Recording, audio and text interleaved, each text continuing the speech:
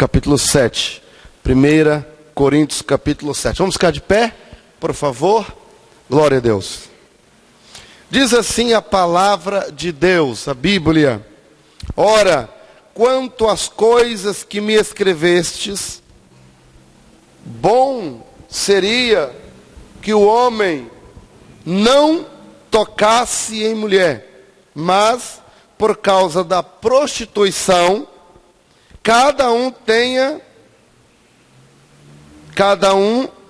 mas por causa da prostituição, cada um tem a sua própria mulher, e cada uma tem o seu próprio marido. Versículo 3.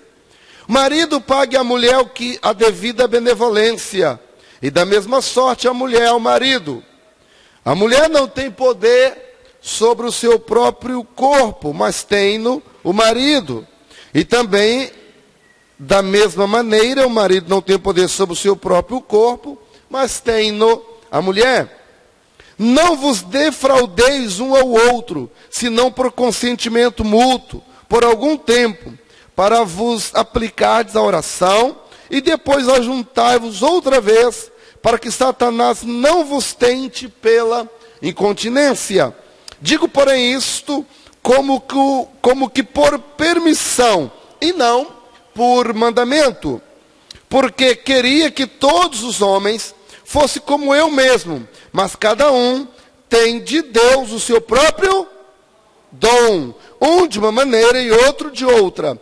Digo, porém, aos solteiros e às viúvas, que lhes é bom que ficassem como eu, mas se não podem conter-se, case-se, porque melhor casar do que abrasar-se. Amém. Podeis tomar assentos, meus amados e queridos irmãos. Nesta noite, nosso tema, o tema que nós estamos refletindo, é família, sua estrutura e razão de ser. Ok? Família, sua estrutura e razão de ser. Nunca houve um tema tão pertinente como esse tema para a igreja hoje. Para a igreja hoje.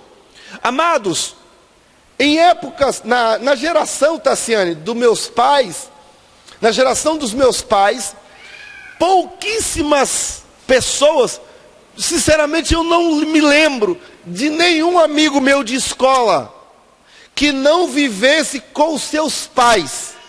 Na minha classe, na primeira, segunda, terceira, quarta, quinta, sexta série, não lembro de nenhum amigo meu que vivesse com o tio, com a tia, que não fosse criado com os pais, ou que os pais fossem separados. Na minha época, não lembro de nenhum deles. Não lembro. Hoje é o contrário. A minha filha já tem 19 anos, mas no ano passado ela estava terminando o ensino médio, e eu fui numa reunião de pais. A turma, com 28 alunos, 28, 25 alunos, eu só sei que de todos aqueles alunos, só 5 alunos viviam com os pais. O restante, todos eles, não viviam com os pais. Um era com o tio, o outro com a avó, outro com o amigo, o outro... Está entendendo? Então, olhe para mim, por favor. Uma pessoa que cresceu sem referência de pai, de mãe, sem ouvir não, sim, sem orientação, ensino, instruções, essa pessoa não sabe o que é o pai dar-lhe uma correção. Não sabe. Não tem ideia. Que acordar com o pai, acordar com a mãe. Vocês estão entendendo o que eu estou falando, irmãos? Então vamos lá. Aí, Maiara, essa pessoa que cresceu sem pai, sem mãe e tal, essa pessoa, ela não foi criada. Ela cresceu assim e tal, aos trancos e barrancos. E agora, beleza. Aí ela casa. Como que ela vai criar o filho? O que ela sabe de criação de filho? O que ela aprendeu? Nada. Então, quando eu estou falando isso, não é para poder acusar ninguém, não. É para dizer da tarefa da igreja. Eu comecei a frase falando assim: nunca houve uma época em que a igreja tem que dar estrutura para a família do que agora. Agora, quando alguém vai casar, tem que ir para o curso de noivo, que é para preparar, senão larga logo. Graças a Deus, os meninos que aqui já fizemos um casamento, a menina passou pelo curso de noivo, que é a Tamires mais o Gerdiel, e agora já estão inscritos para o curso de casados para sempre. Aí agora eles vão fazer o curso casados para sempre. Terminando casados para sempre, Natanael, vamos fazer o curso de criando filhos à maneira de Deus. Então agora, tem que ensinar a casar, tem que ensinar como viver no casamento, tem que ensinar a criar filhos. Sabe por quê, irmão?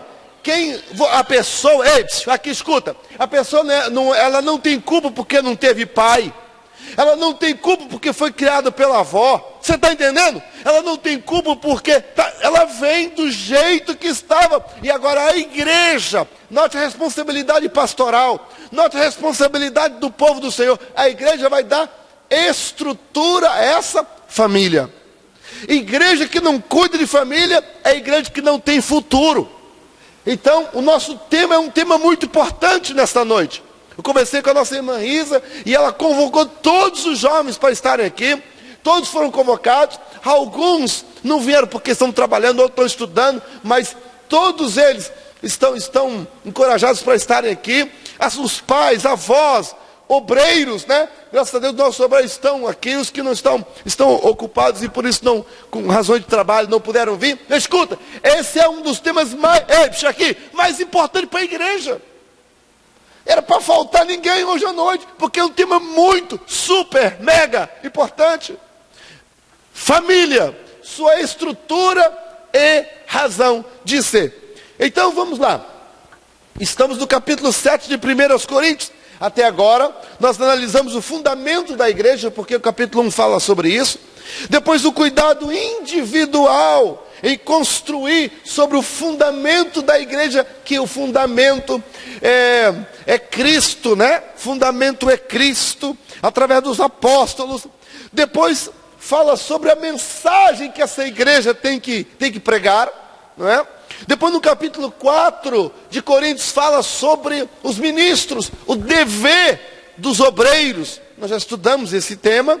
Depois o capítulo 5 fala sobre a saúde da igreja, a disciplina.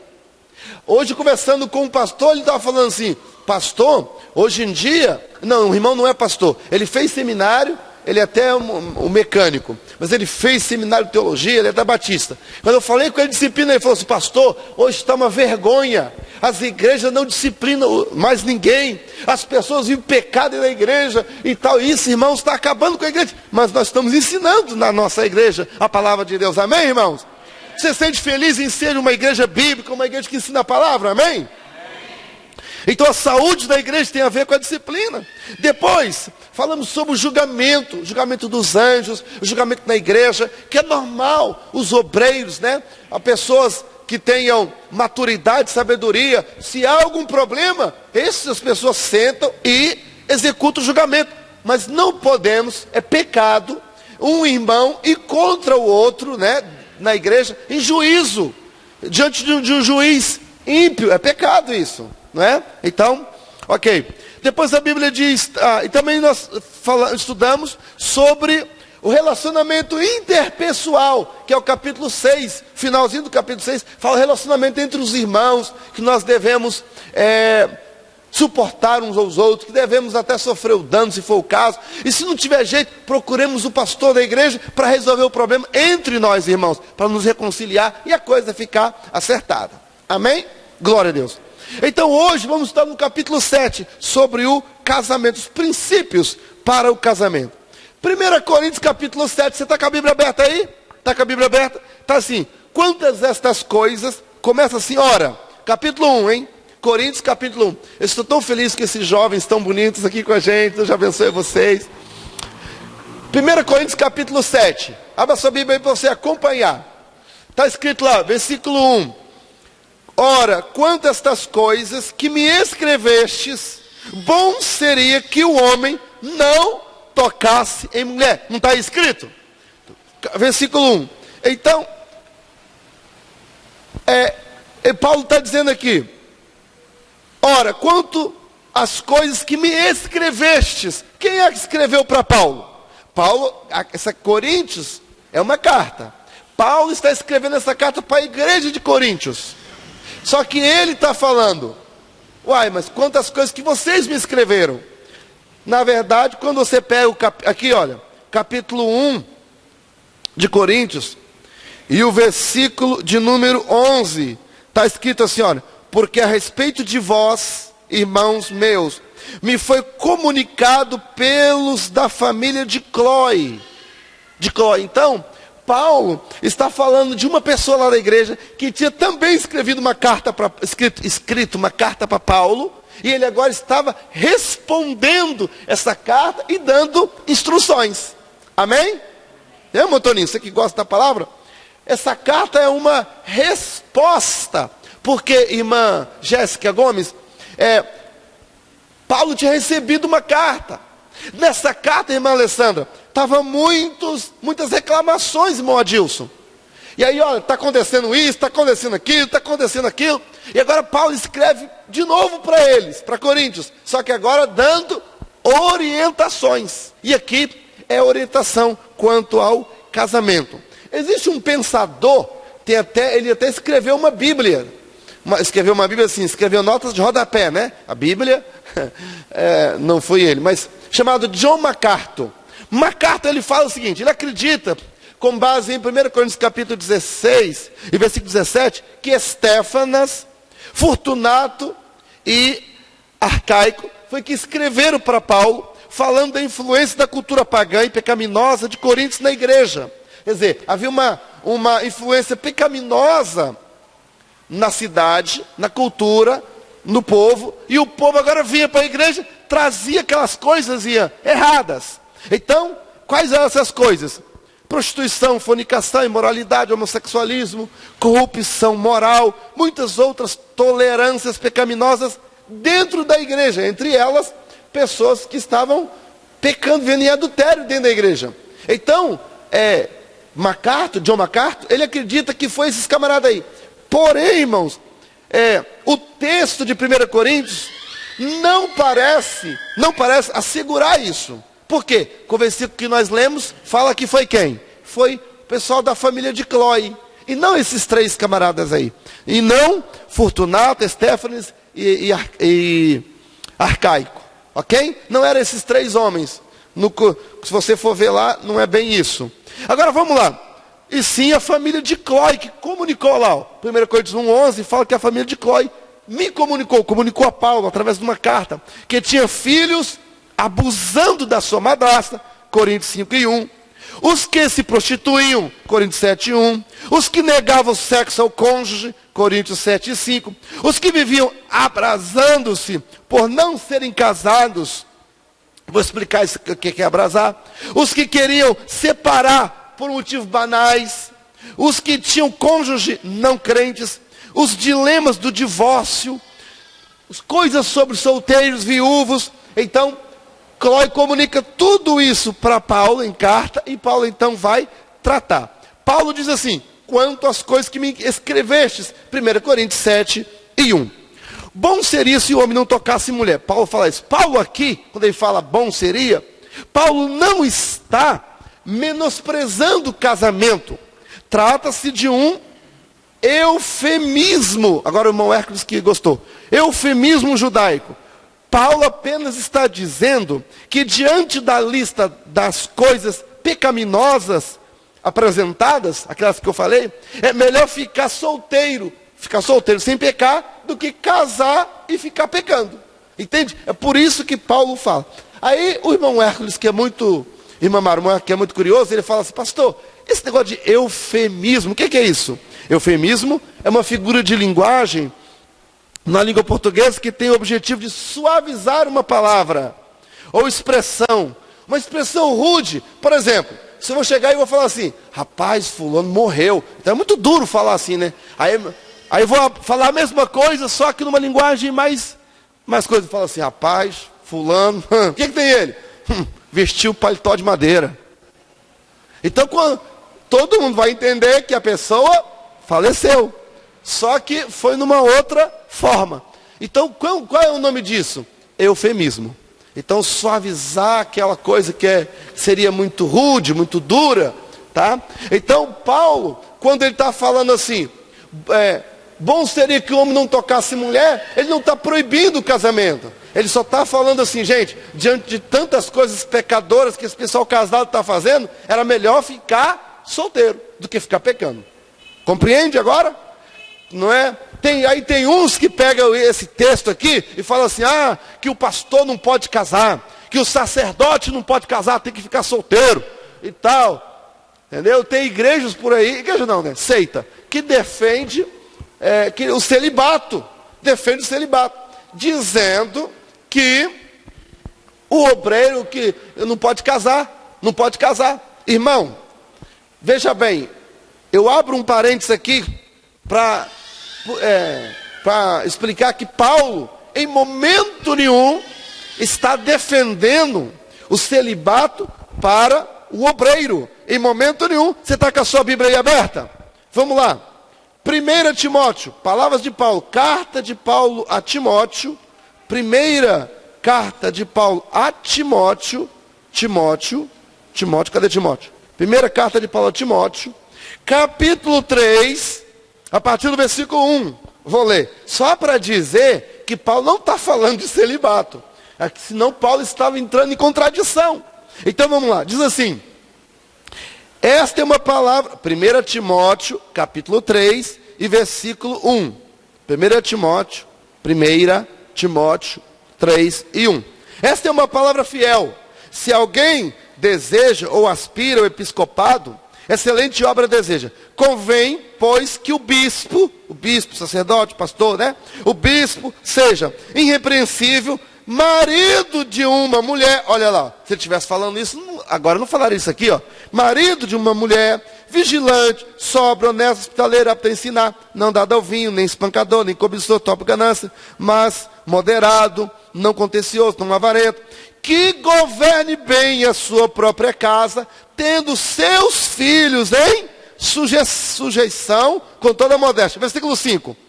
Porque se alguém não sabe governar sua própria casa, e o governo da casa aqui está falando de esposa e filhos, não está falando de comida, de governar comida, isso não está falando disso. Paulo está falando governar, porque ele falou da esposa e agora fala dos filhos em sujeição, filhos submissos, filhos bem instruídos.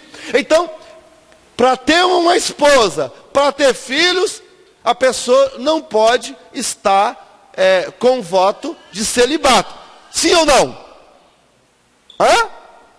Sim ou não? Para a pessoa, deixa eu repetir. Para a pessoa que fez o voto celibatário, né? Não casar, ela vai ter esposa? Ela vai ter filhos? Não. Certo? Então, quando Paulo está falando que para ser pastor, para ser bispo, que ele tem que ser casado, mulher e filhos em disciplina, o que ele está dizendo? E Paulo não está defendendo lá em Coríntios, quando ele fala que o homem, que não é bom que a pessoa case, ele não está falando, não está defendendo o celibato. Vocês concordam comigo? Amém? Ok. Vamos continuar aqui, Coríntios, que é o nosso foco, Coríntios capítulo 7. Diante do eufemismo, bom seria se o homem não tocasse em mulher. Então Paulo, por causa do pecado, prostituição, ele orienta que cada pessoa deve ter o seu próprio cônjuge. Seu próprio cônjuge. Ou seja, a mulher tem que ter o seu marido, o marido tem que ter a sua mulher. Pronto. Tá? Paulo está dizendo que vida a dois só é correta dentro do casamento. E é entre homem e mulher, macho e fêmea. É isso que Paulo está falando. Marido, mulher. Ele está falando mulher. Não está falando outra coisa. Vocês estão entendendo, né? Glória a Deus. Mas afinal, o que é casamento diante de Deus? Porque hoje tem outras coisas por aí. É um papel, casamento, é o papel. Aquele papel que pega lá. É a cerimônia religiosa. Ou é um conjunto de fatos? Como é que é isso? Quem inventou o casamento foi Deus. Diz a Bíblia em Gênesis capítulo 2, Gênesis, versículo 18 a 24. E disse Deus, né? Não é bom que o homem esteja só. Far-lhe-ei uma adjuntora que ele esteja como que diante dele. E Adão pôs o nome no gado, nas aves, e todo animal do campo, mas para o homem não se achava adjuntor.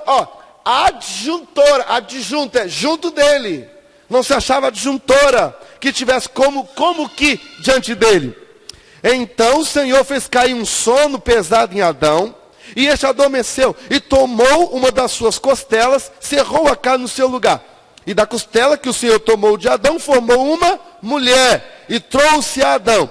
E disse a Adão: esta é agora ossos dos meus ossos, carne da minha carne. Essa será chamada varoa, porquanto do varão foi tomada. Portanto, deixará o varão, seu pai e a sua mãe, apegar-se à sua mulher. E serão os dois uma só carne. Irmã Camila, eu gosto muito de estudar os textos nos originais. No original, no versículo 23 ali no versículo 23, depois de Adão, trouxe a Adão, aí 23, disse a Adão: esta é agora. A expressão no hebraico ali é uma expressão de admiração, uma expressão encantadora. Adão ficou assim: uau! Se fosse hoje, ele ficou assim. Aí se fosse nos desenhos animados, aqui, Davi Lucas, aqui o olho do Davi, do Adão, de coração. Seria mais ou menos isso, porque ele falou: uau! Esta Eva deveria ser muito bonita, mano. Mas eu também penso que Adão deveria ser um pão. Adão deveria ser aquele camarada. Gente, Deus faz alguma coisa feia? Se Deus fez Adão, imagina Deus fazendo Adão. As partes de Adão, os olhos de Adão. Adão deveria ser bonito. Eu penso que Adão deveria ser bonito. Bonito em tudo, por dentro, por fora, em tudo. E Eva? Eva também devia ser muito bonita, pá. Eva deveria ser uma Miss Universo. Fui longe agora, né? Aleluia. Neste tempo presente, neste tempo havia papel, na época de Adão e de Eva, havia casamento no civil? Havia. Não tinha papel, mas tinha, papel não tinha, mas tinha princípios. Deus que inventou o casamento, os princípios valem até hoje. Escuta, já que Deus inventou o casamento, Deus criou tudo como funcionar. Na aula, na sexta-feira passada, irmã Risa, eu falei que a verdadeira felicidade, a dois, é somente dentro dos planos e dos propósitos do Senhor. Se alguém quiser viver a dois diferente, não dá certo, porque não foi assim que Deus criou. Ei, aqui, inclusive, toda a fonte do prazer, as glândulas que são responsáveis pelo prazer, quem criou foi Deus. Os órgãos que dão prazer, foi Deus que fez. Deus sabe o que você precisa para ser feliz. Deus sabe. E Deus criou tudo para que você fosse totalmente realizado. O próprio Deus olhou e concluiu: não é bom o homem ficar sozinho. Quem agora é o besta, desculpa a expressão, aí chegar para Deus e falar: Senhor, só está errado. Quem vai falar? O Criador chegou a essa conclusão: não é bom. Presbítero Francisco, se Deus falou que não é bom, você vai falar: não, Senhor, o senhor está mentindo, o senhor está errado, é bom ficar sozinho. Se fosse em Portugal, dizia assim: deixa de ser parvo, né? Deixa de ser louco. Deus tem razão. Deus sabe, Lucas, Deus vai preparar uma, ou já preparou, não sei, né? Deus é que sabe. Então vamos lá. Já que não tinha papel, vamos ver os princípios do casamento. Em todas as culturas, em todos os tempos e épocas, casamento é um conjunto de coisas. Não é uma coisa só, não é só o papel, é um conjunto de coisas. Primeiro, Casamento sempre tem o fator moral. Respeito pela outra pessoa até que alguém declare casado. Lá no meio dos índios, ninguém pega a moça assim e fala, você é minha mulher agora, estou casado. não. No meio dos índios tem que primeiro, eu sei algumas coisas, por acaso eu sei coisas do índio canibal. Eu já conversei com um cacique da tribo canibal. E o índio da tribo canibal, ele pede o pai da moça para casar. Ele tem que sair, caçar uma caça naquele dia. Se ele não conseguir, para que ele cumpra diante dos pais, diante da sociedade indígena, que ele é macho para poder cuidar daquela moça, ele tem que sentar nu em cima de um formigueiro de 6 horas da manhã às 6 da tarde. Se ele não conseguir matar a caça, que ele tem que provar que ele aguenta dor, que ele aguenta, entendeu? Que ele já é homem, que ele não chora, que ele é desenvolvido. É isso. Dentro da tribo canibal. Ok? Então escuta, lá no meio dos índios tem critério. Não é só pegar a moça assim no meio da rua e falar, é minha mulher. Não, tem critério. Critério moral. Um outro critério para o casamento é o fator familiar. Em toda cultura, casamento envolve os pais. A cultura que os pais que faziam o casamento, olha, entre os ciganos, lá em Portugal, na Europa inteira, na França, lá na Espanha, o Montônio Carlos já teve lá. Sabe, o cigano é o pai que casa os filhos, e às vezes casa ao nascer. Quando nasce, o outro fala assim, vai casar com meu filho. E eles fazem o casamento, quando completam 12, 13 anos, já vai morar junto. Mas os pais que fizeram o casamento. E detalhe, não separa não. Não separa. A moça, se ela desobedecer aos pais, eles vão atrás e matam ela. Parece coisa de doido. Mas, pronto. É a cultura deles, a gente respeita a cultura deles. Então é o fator família. Outra coisa, fator religioso. Na toda cultura chama o pajé. O índio lá chama o pajé, faz aquelas rezas lá.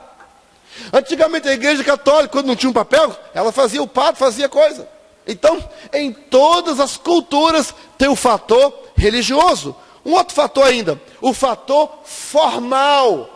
Agora, veja, em último lugar, e na nossa cultura agora entra o fator papel, o fator formal, o fator legal, em público. A pessoa agora em público assume aquela moça, ou diante da família, ou diante da sociedade, e aí alguém declara casado. Então a pessoa, note irmãos, que há princípios para o casamento. Princípio moral, familiar, religioso, formal, legal. Não é assim, pegou a outra aí numa noite, ou o outro, sei o que, agora estamos casados. Não, não é assim não. Isso não é casamento. Isso é outra coisa. Pastor, e a união estável? União estável. União estável não é casamento. Nem vale no lugar do casamento. Inclusive, teve um dia que uma pessoa lá no seminário, pastor, quero que o senhor ore por mim, o senhor abençoe o meu casamento, trouxe aqui a certidão de casamento. Ele pegou e eu vi escrito assim, união estável. Aí eu peguei, e quando ele está conversando comigo, eu comecei a ler.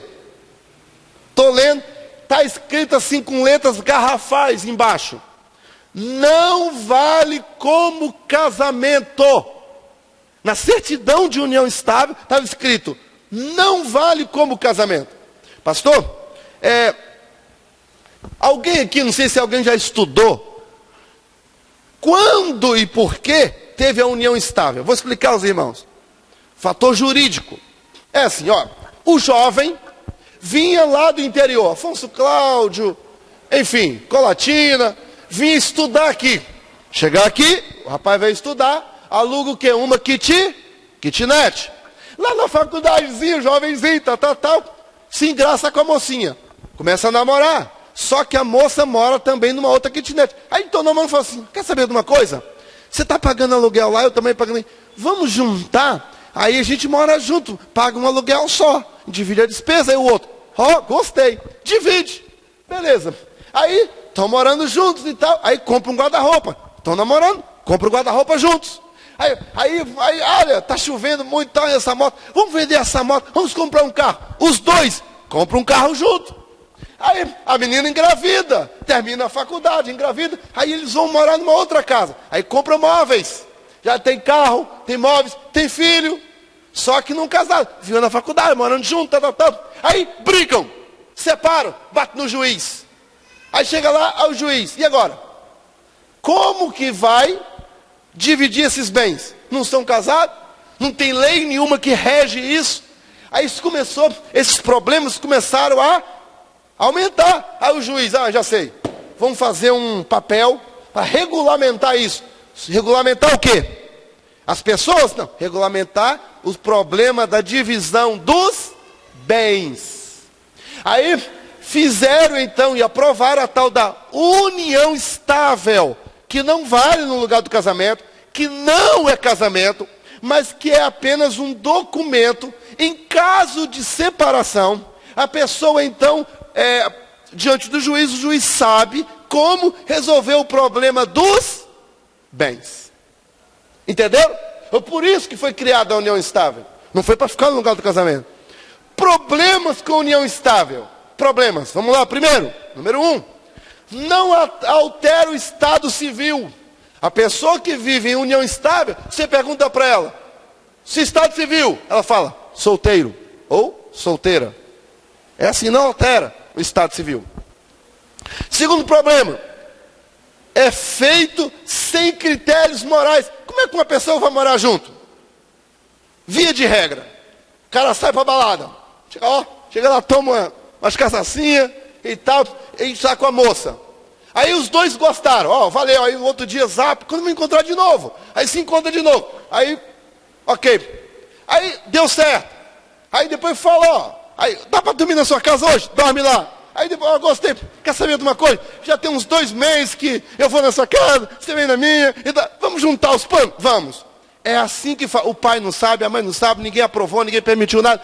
Começou o negócio assim. Aí, ok. Aí, peraí, aí o outro falou assim, peraí, olha, vamos comprar o carro, mas peraí, a gente está vivendo junto, não tem nada assim, vamos fazer união estável. Aí, agora, como tem a união estável, você está entendendo? Então, a união estável não tem critérios morais e muito menos espirituais. Porque geralmente, quando uma pessoa vai morar junto, quando ela não está casada, diante de Deus aquilo ali é certo ou é errado? Hein? É errado. A pessoa está pecando contra Deus. Não é certo. Está errado. A relação está uma relação pecaminosa, né? Terceiro, ao separar, esse aqui é um dos maiores problemas da união estável. Ao separar, o casamento altera. Se era casado, quando separa, aí como é que está lá? Divorciado. Sim ou não? Sim. A minha mãe era casada, meu pai arrumou umas 10 mulheres na rua, e ela não aguentou mais, separou do homem. Qual é o estado civil dela agora? Divorciado. Ela fez de tudo, coitado. Mais de 40 anos perdoando homem com mulher na rua. Infelizmente. Infelizmente. Tá? Mas não aguentou mais o que ela fez. E a Bíblia dá base. Caso de adultério, ela tentou perdoar 1001 vezes. Eu mesmo falei, mãe, não sei como é que a senhora aguenta. Ok. Aí, como é que está o estado civil dela? Divorciado. E união estável? Quando separa? O estado civil é o quê? Solteiro. Ninguém nem sabe se o camarada teve uma parceira, se tem filho, se não tem, se ele esconder. Ninguém sabe. União estável? Então, outro problema com a união estável.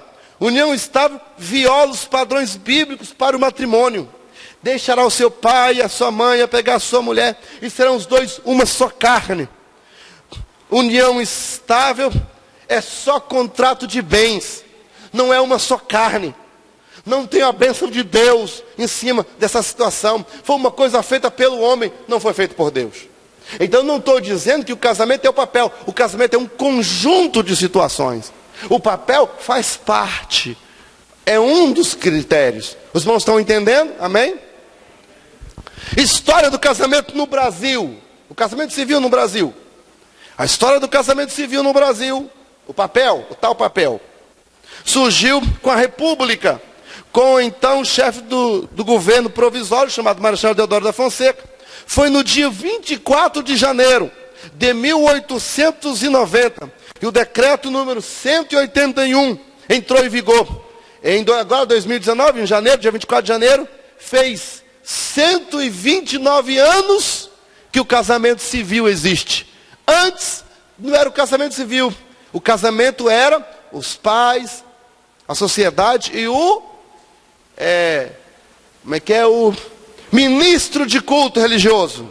Entende? Fazia cerimônia, pedia a Deus e tal. Mas a igreja dava um papel. A igreja sempre deu. Só o Estado que não, mas a igreja sempre dava. Desde então, o contrato entre duas pessoas que desejam se unir passou por profundas transformações. A partir daqui, a coisa começou. O desquite, o divórcio, foi chegou em 1916, com o Código Civil. Foi 61 anos depois, né, que o casamento tinha 61 anos depois que tinha feito o casamento, aí surgiu esse negócio aí, o desquite, com uma emenda constitucional que usou pela primeira vez explicitamente a palavra divórcio. Mas o casal precisava, ao critério, estar separado judicialmente há mais de 5 anos ou separado de fato com duas testemunhas há mais de 7 anos. Comprovar mesmo que a pessoa estava separada. Aí então o juiz dava o divórcio. A Constituição de 1988 aconteceu uma mudança que anarquizou o conceito de família. Saindo do clássico pai, mãe, filhos, a Constituição foi uma quebra de paradigma. Passou-se a dar mais valor à pessoa do que à instituição família. Ou seja, antes, se o meu pai tivesse um filho fora do casamento, esse filho não teria direito à herança. Agora, com a Constituição, o filho fora do casamento passou então a ter direito. Olha, quando o filho não tinha, o pai que pensava antes de trair a mulher. O homem pensava 2 vezes para não separar, porque se tivesse filho fora do casamento, não tem direito a nada. Era bastardo. Era uma forma da pessoa valorizar mais a instituição, mais a família, mas o individualismo foi tomando conta. Porque, irmão, o homem não tem limite, o ser humano tem limite não. Vai fazendo, tem que ter leis que barram. A lei é para barrar mesmo. É para frear o homem, porque o homem, por natureza, quer fazer o que é errado. Ok? Vamos andar, porque nós queremos falar de Coríntios. Mas o casamento, com os princípios que Deus estabeleceu, foram esses. Olha, critérios morais. Após a anuência, né, da família. Depois, cerimônia pública, um ato religioso, um ato formal, coisa legal. Foi isso que Deus criou. O casamento bíblico, ele é monogâmico. O que é isso, monogâmico? Um só parceiro conjugal. Um só. Tá? Você está com Coríntios aberto aí a sua Bíblia? Estou correndo. Versículo 2, capítulo 7. Mas por causa da prostituição, cada um tenha a sua própria mulher. Cada um tem a sua própria esposa. Então é monogâmico.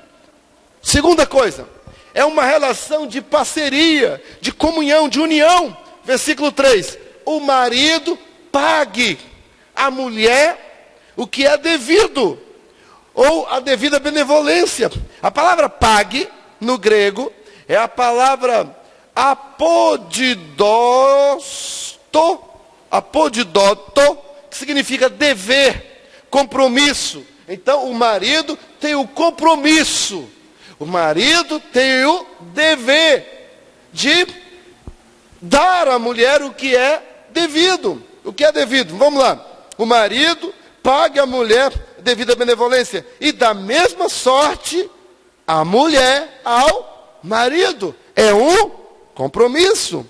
Tem muita gente falando em línguas, tem muita gente chorando, dando uma que é muito espiritual, em falha no casamento. Se for chamar o cônjuge no particular, se for entrevistá-la ou entrevistá-lo sozinho, como diria lá fora no mundo, né? O bicho pega, porque a pessoa não tem vida, é falho como cônjuge, não conversa zóio no zóio, olho no olho, não é? Não é assim? Não conversa. Eu já contei aqui aos irmãos, irmã Camila, demais irmãos, quando eu me casei, irmã Jéssica, eu peguei um papel, eu tive a coragem, né? Irmão Hércules, fiquei todo corajoso e falei para minha esposa assim: amor, Fala aí, quantos defeitos eu tenho? Eu pensei assim, vai falar uns 2. Fala aí. Aí ela começou a citar. Irmã Kátia foi citando. Encheu uma mão, encheu a outra. Quando encheu a outra, eu falei, peraí. Levantei, peguei o papel, a caneta, repete. Aí eu comecei a copiar. 23 defeitos, irmã Fabiana. Eu peguei aquilo, coloquei na porta, lá na minha penteadeira. Coloquei assim no espelho.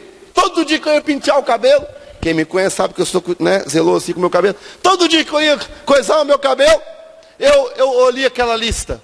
E eu comecei a orar. Eu quero mudar. Irmão, olha, a gente que prega a palavra, ensina, a gente tem resposta para quase tudo. E a minha língua, irmã Mara, coçou. Para que eu justificasse. Eu queria me justificar. Você está pensando que eu não queria, não? Eu queria me justificar. Mas, irmão, o que adianta você ficar justificando a sua esposa? Justificando você como você justifica, mas ela mesma olha para você e fala assim, quem não te conhece te compra. Quando ela justifica e o marido pensa, quem não te conhece. Você está entendendo? Não adianta justificar. É ela que tem que olhar e falar assim, realmente. Está entendendo? Sim ou não? Foi a minha luta. E eu topei essa parada. Eu vou mudar. Não adianta eu dizer que sou o cara quando a minha mulher está olhando e falou assim, que nada. É quem convive com a gente é que tem que reconhecer. Se não reconhece, alguma coisa tem que mudar. Amém? Então, o casamento bíblico é uma relação de parceria, de comunhão, de união. Pague o que é devido, da mesma forma ele e ela. Terceiro lugar, é uma relação de compromisso sexual. Versículo 4. A mulher não tem poder sobre o próprio corpo, mas tem no marido. E também, da mesma maneira, o marido não tem poder sobre o seu próprio corpo, mas tem a mulher. Então note, é uma relação de compromisso sexual, ambas as partes. Olha, irmão, a gente às vezes dá estudo para casais por aí. Você sabia que tem mulher que faz greve? Faz grevinha. Faz. E tem marido também que faz grevinha. Também não tem. Não tem. Mas isso é antibíblico, irmão. Olha, ontem eu estava conversando, irmã Fabiana, com um casal, eu quero conversar com vocês depois. Eles são especialistas na questão de famílias, para eles virem aqui no Dia dos Namorados. E eles estavam dizendo que eles trabalham com casais numa igreja, talvez a maior igreja do estado do Espírito Santo, talvez. E eles são os líderes lá. E eles falaram assim, pastor, eu conheço muitas pessoas ricas. Sabe como é que as coisas funcionam? Só através do pagam para poder as coisas. Isso é prostituição dentro do casamento. Pecado. Tá? É uma relação de compromisso. A mulher não tem poder sobre o seu próprio corpo, mas tem o marido. O marido não tem poder sobre o seu próprio, mas tem a mulher. Tem que haver um esforço. Tem dia que você está cansado. Tem dia que você não está para muita coisa, mas tem que haver um esforço. Essa que é a verdade, irmão. Olha aqui, são 22 anos de casado. 22 anos de estrada, a gente já sabe algumas coisinhas. Em quarto lugar, é uma relação de entrega do corpo para a satisfação do cônjuge. É uma relação de entrega, tá? Em quinto lugar, envolve diálogo. Versículo 5. Não vos defraudeis um ao outro, senão por consentimento mútuo. O que é consentimento mútuo? Esse consentimento mútuo olha, você concorda? Aí a outra fala, sim, concordo. Então, beleza. Vou falar baixinho, aqui para nós, baixinho, tá? Baixinho. Eu conheço uma pessoa, uma família, um marido, que perdeu uma mulher, perdeu o casamento, porque jejuou demais. Ficava jejuando. Só oração. A mulher Saiu fora. A Bíblia está dizendo, não defraudeis. A palavra defraudar vem do grego, que significa roubar, negar, faltar com o dever. Faltar com o dever. Tem gente que acha que é do jeito dele. Meu filho, você casou. Minha filha, você casou. Tem que haver diálogo. Certo? Também não pode ser que nem um animal, né? Não pode chegar, também não é assim não. E tem gente, isso aqui dá muito para se falar. E tem gente que não tem higiene. Não tem higiene não. Quantas irmãs com problemas de infecção urinária por causa de problemas, falta de higiene, essa que é a verdade. Ok? Casamento bíblico, vamos dar mais um passinho. Em sexto lugar, casamento bíblico tem implicações espirituais. Espirituais? Versículo 5. Vamos ler aí, versículo 5. Você está acompanhando? Não defraudeis um ao outro, senão por consentimento mútuo, por algum tempo, para vos aplicardes à oração. Depois ajuntai-vos outra vez, para que Satanás vos não tente. Olha aí. Então casamento, aqui está falando de juntar os dois para oração. Quantos casais que não juntam os dois para orar? E depois reclama que o negócio está feio. Está feio sim, se não ora junto, que é o quê? Está feio sim, não tem cuidado, não tem diálogo aqui. Para que Satanás se irando em casamento de quem não ora. A Bíblia fala, depois ajuntai-vos para a oração. O casal tem que ajuntar para a oração. Os dois, dá a mão aqui, mulher, por favor. Vamos nós dois orar. Ela é tímida, ora você, rapaz, você é sacerdote do lar. Ele é tímido, então ora você, irmã. Segura na mão do seu marido, meu amor, faz favor. Vamos orar? Ora! Bota o diabo para correr da sua casa. Eu estou sentindo aqui agora o poder de Deus, sabia?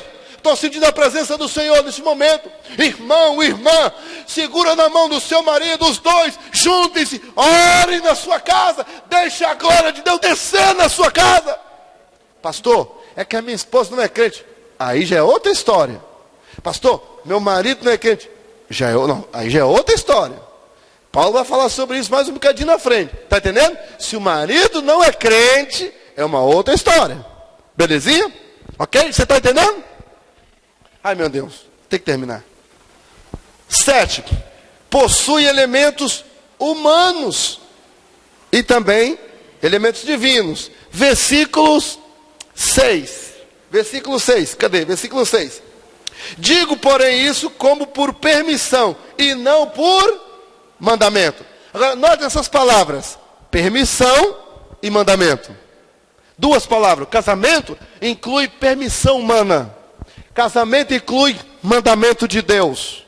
O que é permissão humana? Há coisas que o pastor, humanamente falando, o obreiro, Paulo aqui era o doutrinador daquela igreja, deu orientações que não eram mandamentos de Deus, mas eram orientações humanas necessárias para o casamento. Está entendendo, irmão? Tem que ter.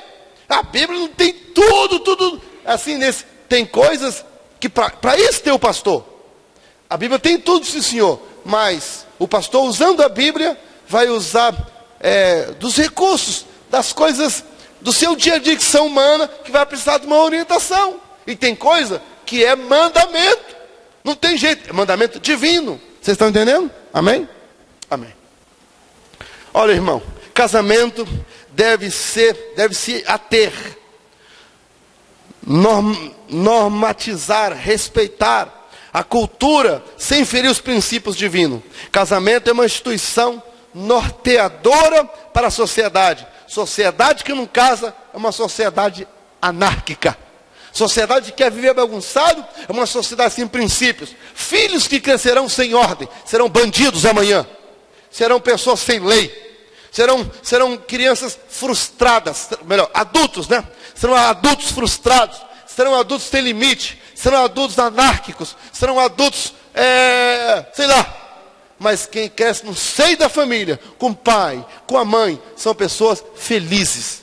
são pessoas inteligentes, serão os presidentes da república de amanhã, serão os deputados, serão os médicos, serão os juízes, serão servos e servas do Senhor, com a família exemplar. Amém? Irmãos, nós chegamos apenas no versículo, qual foi o versículo? 6, né? Eu queria falar mais, mas não dá mais tempo. Na próxima quinta-feira, permitindo o Senhor, na próxima sexta, nós continuaremos. Amém? Valeu a pena ter vindo hoje? Deus em Cristo possa te abençoar. Curva a sua cabeça, por favor, feche os teus olhos.